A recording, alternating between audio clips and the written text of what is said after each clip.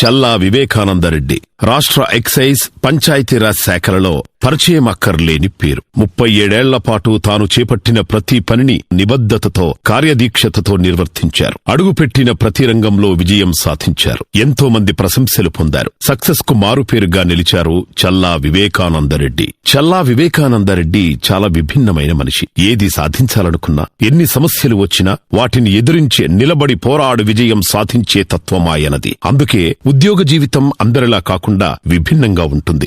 APPSC పరీక్షలో విజయం సాధించి పంచాయతీరాజ్ శాఖలో 13 ఏళ్లు వీడిఓగా బాధ్యతలు నిర్వర్తించారు. తర్వాత మళ్లీ ఏపీపీఎస్సీ రాసి ఎక్సైజ్ శాఖలో ఏఈఎస్ గా ఉద్యోగాన్ని సాధించారు. 37 ఏళ్ల ప్రభుత్వ సర్వీసులో 23 సంవత్సరాల పాటు ఎక్సైజ్ శాఖలో పనిచేశారు చల్లా వివేకానందరెడ్డి. ప్రొహిబిషన్ అండ్ ఎక్సైజ్ విభాగంలో ఏఈఎస్ నుంచి డిప్యూటీ కమిషనర్ వరకు వివిధ హోదాల్లో ఆంధ్ర, తెలంగాణ జిల్లాల్లో సమర్థవంతంగా పనిచేశారు. ముందుగా ఆదిలాబాద్ జిల్లాలో బాధ్యతలు చేపట్టారు. మహారాష్ట్ర నుంచి వచ్చే దేశీదారు మద్యం ప్రవాహాన్ని చాకచక్యంగా అరికట్టి అధికారుల ప్రశంసలు పొందారు. ఆదిలాబాద్ ఎస్డీపీఈఓ పరిధిలో జరిగే దేశీదారు గంజాయిపై విస్తృతంగా దాడులు చేసి వాటిని అరికట్టగలిగారు. అట్లే తలమడుగు మండలం కజ్జర్ల గ్రామంలో ఒక ఇంట్లో నిల్వ ఉన్న లిక్కర్ సీజ్ విషయంలో మాజీ మంత్రి అండతో వీరి మీద ఎస్సీ ఎస్టీ యాక్ట్ కింద తప్పుడు కేసు బుకాయించారు. ఆదిలాబాద్ తో పాటు నిర్మల్ ఇన్ఛార్జిగా కూడా పనిచేశారు. ఎన్నికల సమయంలో నాటుసారాను కంట్రోల్ చేయడంలో వీరి ప్రతిభను మెచ్చుకున్నారు.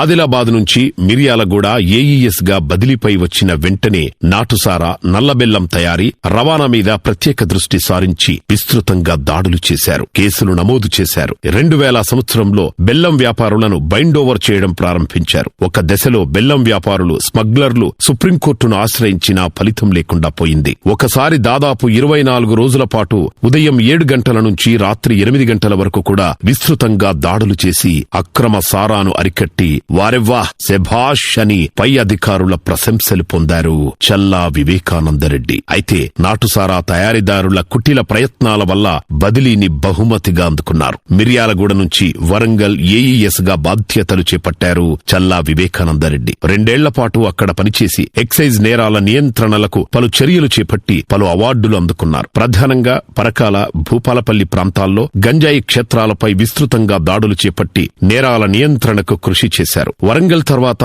మెదక్ ఏఈఎస్ గా నాటి ఎన్ఫోర్స్మెంట్ డైరెక్టర్ సుశీల్ కుమార్ ఆదేశాలతో జిల్లా వ్యాప్తంగా కల్తీ కల్లు డ్రైవ్ చేపట్టారు. అక్రమంగా నడుస్తున్న కల్లు దుకాణాలు, డిపోలను సీజ్ చేశారు. కల్తీ కల్లు వ్యాపారుల మీద కేసులు నమోదు చేసి రిమాండ్ కు పంపించారు. మెదక్ నుంచి పదోన్నతి మీద గుంటూరులో బాధ్యతలు చేపట్టారు.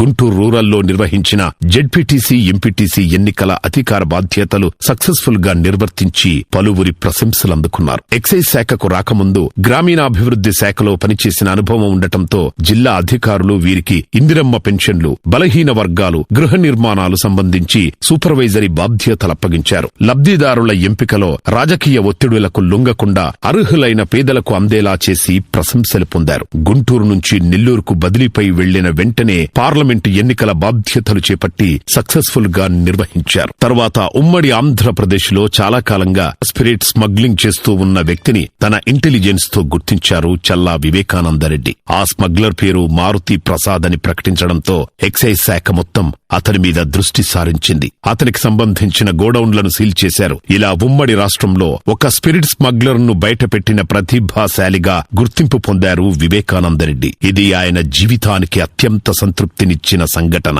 పాలమూరు అసిస్టెంట్ కమిషనర్ ఎన్ఫోర్స్మెంట్ విభాగంలో 2010 జనవరి నుంచి జూన్ వరకు బాధ్యతలు నిర్వర్తించారు. జిల్లాలో కల్తీ కల్లుపై దృష్టి సారించి స్పెషల్ డ్రైవ్లు నిర్వహించి దానిని అరికట్టారు. మద్యం షాపుల వేలం పాటలు పగడ్బందీగా నిర్వహించి రెవెన్యూ బాగా వచ్చేలా కృషి చేశారు. పదోన్నతిపై కాకినాడకు డిప్యూటీ కమిషనర్ హోదాలో వెళ్లిన వెంటనే నాటుసారా తయారీపై విస్తృతంగా దాడులు చేశారు. నాటుసారాను తయారు చేసే పొలాల యజమానులపై కేసులు పెట్టడంతో రైతులు దిగివచ్చారు. చెన్నైతో పాటు ఇతర రాష్ట్రాల్లో ఉన్న బడా రైతులు కూడా తరలివచ్చి తప్పు తెలుసుకుని సరిదిద్దుకునేటట్టు చేశారు వివేకానందరెడ్డి. నాటుసారాను తరలించే బోటు పడవలను కూడా సీజ్ చేశారు. నాటుసారా నిరోధక చర్యలు తీసుకుని అక్రమార్కుల గుండెల్లో సింహస్వప్నమయ్యారు. తన శాఖ తరపున నెల రోజుల పాటు గోదావరి పుష్కరాలను సమర్థవంతంగా నిర్వహించారు. ఇది తన పూర్వజన్మ సుకృతంగా చెప్పుకుంటారు వివేకానందరెడ్డి. తర్వాత వైజాగ్ డిప్యూటీ కమిషనర్ గా వెళ్లిన వివేకానందరెడ్డి తన మార్క్ వర్కింగ్ స్టైల్ ను చూపించారు. ఇక్కడ 5.5 నెలలు మాత్రమే పనిచేసిన ఏజెన్సీ ఏరియాల్లో గంజాయి స్మగ్లింగ్, రవాణాపై కఠినంగా వ్యవహరించి అరికట్టారు. 12 టన్నుల గంజాయి తరుగుదల రావడంతో ఒక సీఐని సస్పెండ్ చేయాల్సి వచ్చింది. రాష్ట్ర విభజనతో ఆంధ్ర నుంచి తెలంగాణకు వచ్చిన వివేకానందరెడ్డి 4 ఏళ్లకు పైగా హైదరాబాద్ డివిజన్ డిప్యూటీ కమిషనర్ గా బాధ్యతలు నిర్వర్తించారు. ఈడీ అకున్ సబర్వాల్ సూచనతో ధూళ్పేటలో నాటుసారా నిర్మూలనకు విశేష కృషి చేసి దానిని అరికట్టగలిగారు. ఈ విజయం తన జీవితంలో అమూల్యమైందని చెప్పుకుంటారు వివేకానందరెడ్డి. తర్వాత డ్రగ్స్ కంట్రోల్ నిఘాను కొనసాగించారు. నాటుసారా, డ్రగ్స్ కట్టడికి కఠిన చర్యలు తీసుకుని అనుకున్న లక్ష్యాలను సాధించారు. విద్యా సంస్థలతో, ముఖ్యంగా డ్రగ్ కంట్రోల్ విషయంలో విద్యా సంస్థలలో విస్తృతంగా సదస్సులు నిర్వహించి విద్యార్థులలో అవగాహన తీసుకువచ్చారు. దేశస్థాయిలో నిర్వహించే అవగాహన సదస్సులలోనూ అధికారుల శిక్షణా కార్యక్రమాలలోనూ వివేకానందరెడ్డి గారి అభిప్రాయాలు తీసుకోవడం ఆయనకు ఆ విషయం మీదున్న జ్ఞానానికి, అవగాహనకు ప్రతీకగా చెప్పవచ్చు.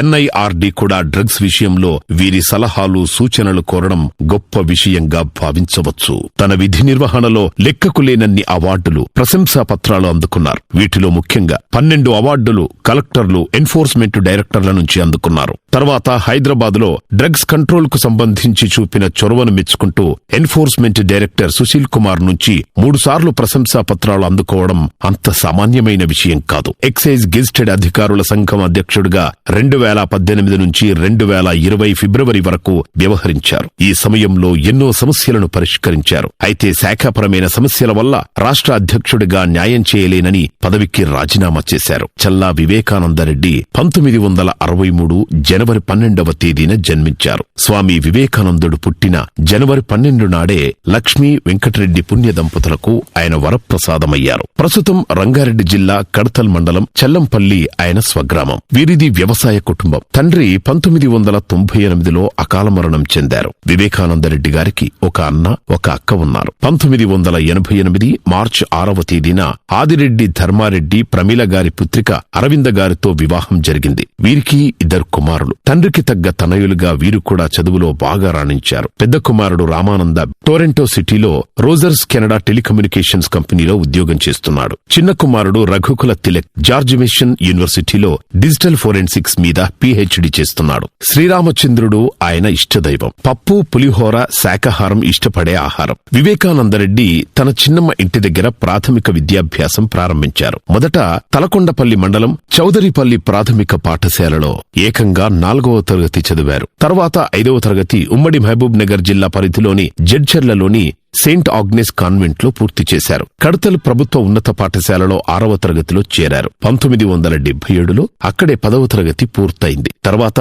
హైదరాబాదులో సిటీ కాలేజీలో చేరి 1979లో ఇంటర్మీడియట్ పూర్తి చేశారు. బీకాం డిగ్రీ కూడా అక్కడే మొదలుపెట్టినప్పటికీ కుటుంబ పరిస్థితుల వల్ల సెకండ్ ఇయర్ వరకే చదివారు. 1982లో హైదరాబాద్ భద్రకా కాలేజీలో సాయం కళాశాలలో గ్రాడ్యుయేట్ పట్టా పొందారు. 1984లో ఉస్మానియా యూనివర్సిటీలో చేరి 1987లో ఎల్ఎల్బి, 2013లో ఎల్ఎల్ఎం పూర్తి చేసి లా పోస్ట్ గ్రాడ్యుయేట్ గా ఎదిగారు.